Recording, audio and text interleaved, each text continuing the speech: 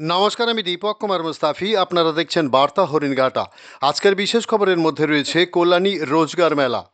গতকাল 20শে আগস্ট কল্যাণী মহাবিদ্যালয়ে কল্যাণী রোজগার মেলার আয়োজন করা হয়।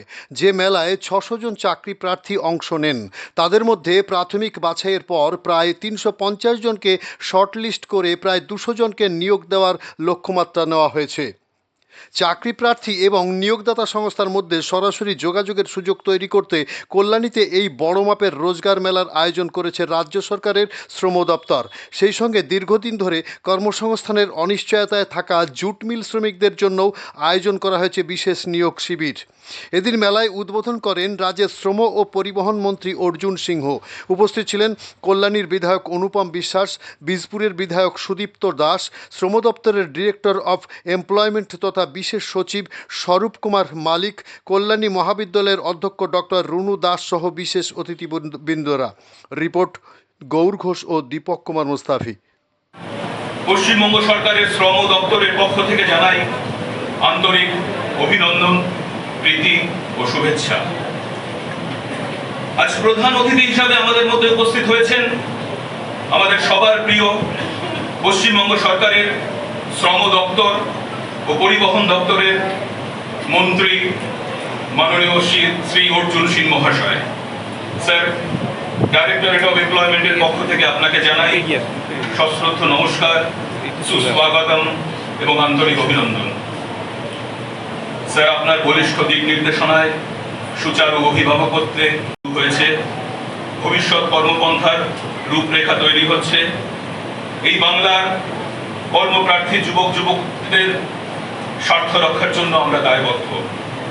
স্যার, শুধু কল্যাণী নয়, আপনার নেতৃত্বে আমরা রাজ্য জুড়ে সমস্ত এমপ্লয়মেন্ট এক্সচেঞ্জে জব ড্রাইভ করব, রোজগার মেলা করব, জুট মিল শ্রমিকদের জন্য নিয়োগ শিবিরের আয়োজন করব এবং সর্বোপরি ভারতের যশস্বী প্রধানমন্ত্রী মাননীয় শ্রী নরেন্দ্র মোদীজির স্বপ্ন। শ্রম ও পরিবহন দপ্তরের মাননীয় রাজ্য সরকারের মন্ত্রী মহোদয় অর্জুন সিং মহাশয়কে কল্যাণীতে এই ধরনের একটা উদ্যোগ নেওয়ার জন্য আমি তার কাছে কৃতজ্ঞতা জ্ঞাপন করছি এবং তাকে আমি স্বাগত জানাচ্ছি।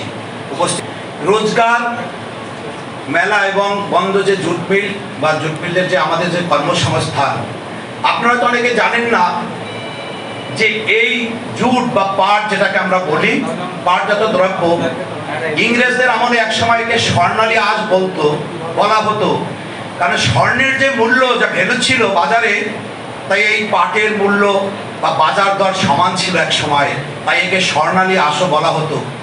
আপনারা যখন বিদেশে যাবেন দেখবেন যে এই বাংলা বা ভারতবর্ষের যে সোনালী আঁশ, তাতে যে হস্তশিল্পের তৈরি জিনিস, সেগুলো কিন্তু মানুষ উচ্চ দামে, চড়া দামে কিনে নেয়।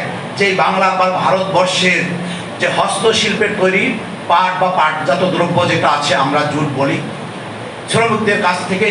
তাই আমি দীর্ঘদিন দেখেছি, শুধু আজকে এই মেলা নয়, আমাদের মাননীয় মন্ত্রী মহাশয় ওনার এলাকায় যে বন্ধ জুট মিলগুলো রয়েছেন, জুট মিলের দীর্ঘদিন উনি লড়াই চালিয়ে যাচ্ছেন এবং লড়াই করেছেন বিভিন্ন সরকারের বিরুদ্ধে।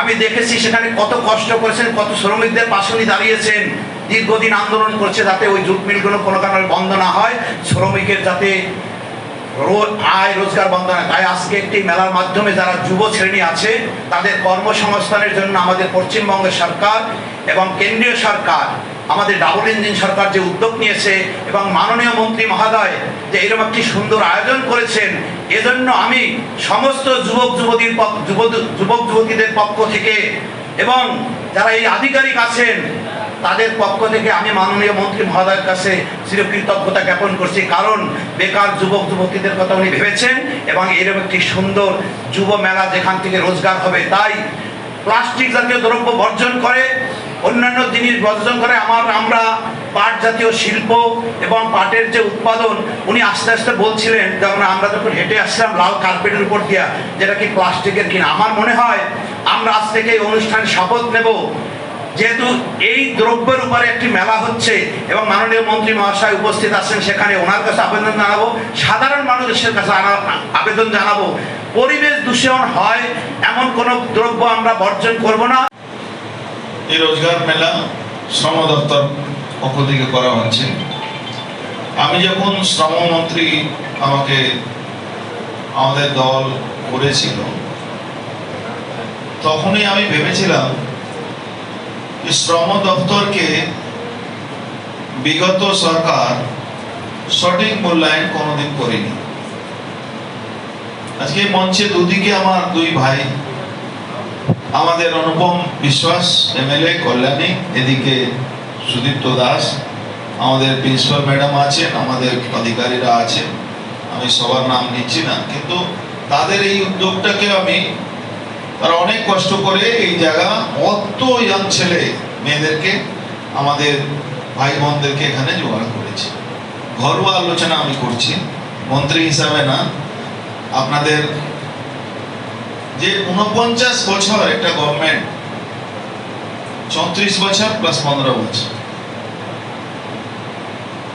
আপনাকে আমি বলছি বিশ্বাস করবেন না। আপনি এখান থেকে যখন বাড়ি যাবেন, আপনারা আপনাদের যারা গার্জিয়ান আছেন, বাবা মা বা কাকা, যাদের একটু বয়স হয়েছে, তাদেরকে জিজ্ঞেস করবেন যে এই বিধানবাবু বিধানচন্দ্র রায়ের স্বপ্নের নগরী কল্যাণীতে কত ইন্ডাস্ট্রি ছিল, কত ইন্ডাস্ট্রি ছিল। এই 49 বছরের মধ্যে প্রায় সব বন্ধ। ব্যারাকপুর শিল্পাঞ্চল আজ থেকে না, ব্রিটিশ আমল থেকে ওখানে ইন্ডাস্ট্রি ছিল। কোন ওখানকার ফ্যাক্টরি ব্রিটিশরাই বানিয়েছিল। তারপরে খুব সামান্য 2-4টা আপনি ফ্যাক্টরি দেখবেন যেটা বানানো হয়েছে। প্রায় নিশ্চিহ্ন করার ব্যবস্থা করে দেওয়া হয়েছে। বজবজ এলাকা, আমাদের আমি কতগুলো ইন্ডাস্ট্রিয়াল এলাকার ব্যাপারে বলছি। বজবজ এলাকা প্রায় শেষের দিকে, এক একটা ইন্ডাস্ট্রিতে 4000-5000 লোক কাজ করত। এই হুকুমচাঁদ জুট মিল 10,000 শ্রমিক কাজ করত। 10,000 এক্সাইড ব্যাটারি নাম করা মাল্টিন্যাশনাল কোম্পানি কি অবস্থায় পাঠিয়ে দিয়েছিল তারা। ম্যাক্সিমাম কাজটা ফ্যাক্টরির বাইরে হতো। কিছু ওর কল্যাণীতেও কিছু কন্ট্রাক্টরি করতেন ওর মধ্যে। হুগলি শিল্পাঞ্চল ধ্বংস, হাবড়া প্রায় উঠে গেছে, এখন নেই কিছু। দুর্গাপুর,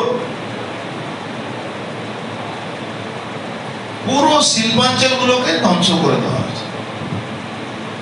এবার ধরুন এখানে, এটা তো শ্রমিক বেশ কথা বলছি আমি, এর মধ্যেও এমন এমন কাজ আছে যেখানে শিক্ষিত মানুষরা করতে পারেন, যারা শিক্ষা দীক্ষা করেছেন।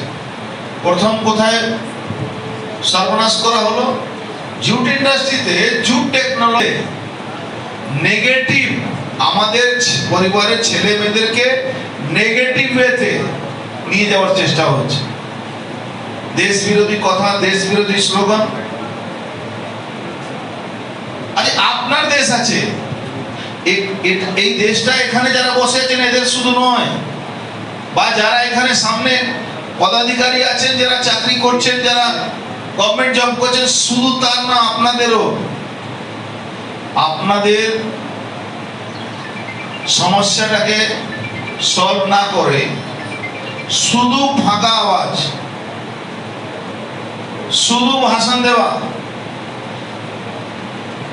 দেশ তেরে টুকরে হোंगे ইনশাআল্লাহ ইনশাআল্লাহ, যেখানে ইউনিভার্সিটিতে কলেজে যদি এই স্লোগান হয়, আপনি কি করে ভাববেন আপনার চাকরি হবে? আপনার তো সিস্টেম, আপনাকে তো আপনার চিন্তা ভাবনাটাকে তো অন্য জায়গায় ঠেলে দেওয়া হচ্ছে। আপনি ভালো, আপনার দেখুন, আপনি যদি দেশের ব্যাপারে না ভাববেন, আপনি যদি আপনার রাজ্যের ব্যাপারে না ভাববেন, তা আপনি পরিবারের ব্যাপারে কি করে ভাববেন? কিছু ক্রিমিনাল তৈরি করে তাদেরকে দিয়ে লুট করানো যেতে পারে। আমাদের প্রধানমন্ত্রী একটা কথা বলেছেন, আমাদের যুব সমাজকে এটা বোঝা উচিত। যে মাওবাদীরা হাতিয়ার তুলেছিল তাদেরকে তো শেষ করা যায়, চিহ্নিত করা যায়, তাদেরকে শেষ করার জন্য সব ব্যবস্থা নেওয়া যেতে পারে। কিন্তু যে মাওবাদীরা মাইন্ড মগজ ধরাই করছে, আপনার মাথায় বিষ ইনজেক্ট করছে, আপনাকে আপনার পরিবারের বিরুদ্ধে করছে। আপনি তো চাকরি দিক থেকে সরেই যাবেন। আপনি ভাববেন আমার কাছে কিছু শক্তি আছে, বিদেশি শক্তি আছে যারা আপনাকে টাকা দেবে, আপনি দেশের মধ্যে এরকম একটা বিভ্রান্ত সৃষ্টি করবেন যাতে দেশটা নষ্ট হয়। আপনার আমার ঘরের ছেলে যদি শিক্ষা দীক্ষা করে সঠিক সিস্টেমের মধ্যে না থাকে, তাহলে ভাবুন তো, এই 4 দিনের মধ্যে 2টো হোটেলে আগুন ধরলো, 18 জন মারা গেছে। ফায়ার ব্রিগেডে যারা কাজ করে, ফায়ার সেফটি নিয়ে যারা আলোচনা করে, আপনার আমার ঘরের ছেলেরাই, তারা যখন যারা ইন্সপেকশনে যাচ্ছে, যদি সেগুলো যদি দেখতো যে ওখানে জলের ব্যবস্থা নেই, তাহলে হোটেলে পারমিশন কি করে দেওয়া? তা আমাদেরকে সবসময় নেগেটিভ চিন্তা ভাবনা যদি আমাদের মাথায় থাকে, আমরা কোনোদিন আমাদের দেশের জন্য ভালো করতে পারবো না। আমাদের কি চিন্তা ভাবনা করছেন আরও বেকারদের কাজের জন্য? রোজগার মেলা তো এর জন্যই শুরু করা হয়েছে। তারপরে 1 লাখ লোকের চাকরির ব্যবস্থা মাননীয় মুখ্যমন্ত্রী ঘোষণা করেছেন। পুজোর মধ্যে প্রায় 40,000 লোকের চাকরি, পুলিশের 20,000, এরকম সব ডিপার্টমেন্টে যেখানে ভ্যাকেন্সিগুলো ছিল তার জন্য কাজ হচ্ছে। নতুন ইন্ডাস্ট্রি আসলে তো চাকরি হবে।